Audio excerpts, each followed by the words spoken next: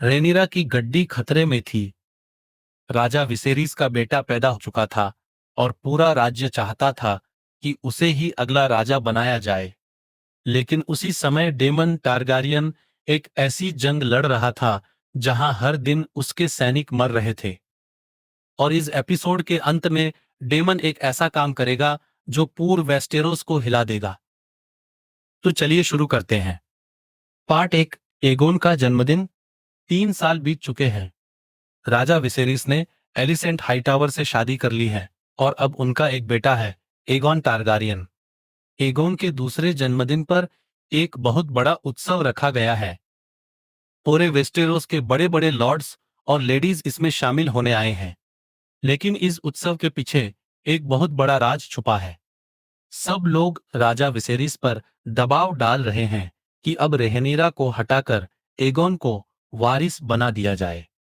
रैनिया ये सब देख रही होती है। उससे लगने लगता है कि लोग उससे भूलते जा रहे हैं। और सबसे बुरी बात, उसके अपने पिता भी उससे दूर होते जा रहे हैं। लेकिन असली मुसीबत अभी शुरू भी नहीं हुई थी। पार्ट 2। रेहनीरा का गुस्सा। उत्सव के दौरान हर कोई रेहनीरा की शादी की बात करता है। कोई उससे राजनीतिक फायदे के लिए इस्तेमाल करना चाहता है। कोई उसके नाम से ताकत पाना चाहता है। ये सब देखकर रेहनीरा का गुस्सा फूट पड़ता है। वो कैंप छोड़कर जंगल की तरफ निकल जाती है। उसके साथ सर क्रिस्टन कोल भी होता है। रात हो चुकी होती है। सब कुछ शांत लग रहा होता है। लेकिन अचानक झाड़ियों में से एक खतरनाक जंगली सुअर बाहर निकलता है और सीधा रेहनीरा पर हमला कर देता है। क्रिस्टन कोल उससे रोकने की कोशिश करता है, लेकिन सुअर रुकने वाला नहीं था। कुछ ही सेकंड में स्थिति खतरनाक हो जाती है। तब रेहनीरा तलवार उठाती है और गुस्से में सुअर पर बार बार वार करती है, जब तक वो मार नहीं जाता।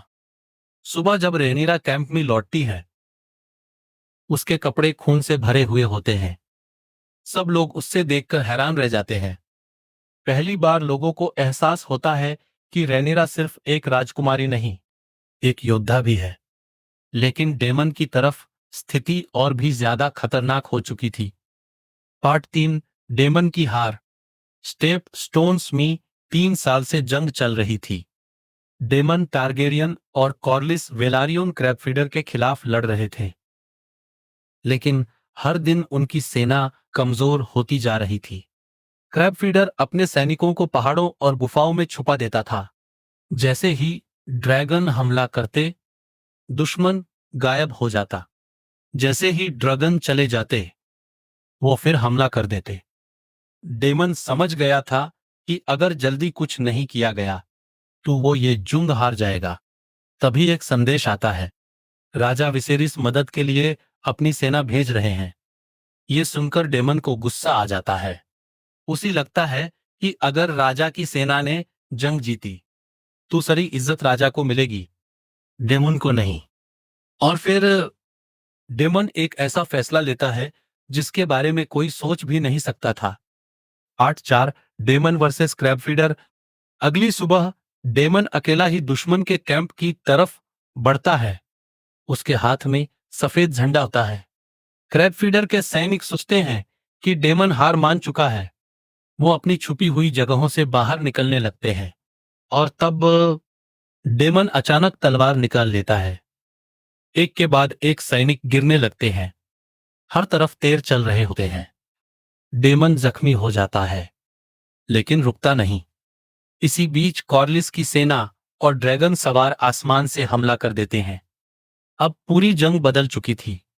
दुश्मन घबरा जाता है। क्रैब फीडर भागकर एक गुफा में छुप जाता है। डेमन उसके पीछे गुफा के अंदर चला जाता है। कुछ मिनट तक बाहर सन्नती छाया रहता है। किसी को नहीं पता अंदर क्या हो रहा है। और फिर डेमन बाहर निकलता है। उसके हाथ में क्रैब फीडर की आधी कटी हुई लाश होती है। क्रैब फीडर मार चुका था। स्टेपस्टोन्स की जंग खत्म हो चुकी थी। डेमन ने सबको दिखा दिया था कि वो कितना खतरनाक है। एंडिंग। एक तरफ रेनिरा ने अपनी बहादुरी साबित कर दी, दूसरी तरफ डेमन ने पूरी जंग जीत ली। लेकिन आयरन थ्रोन की लड़ाई अभी खत्म नहीं हुई थी, क्योंकि अब पूरे वेस्टेरोस में एक ही सवाल गूंज रहा था। असली वारिस कौन होगा, रेनिरा या एगोन? और इसी सवाल के साथ एपिसोड 3 समाप्त होता है।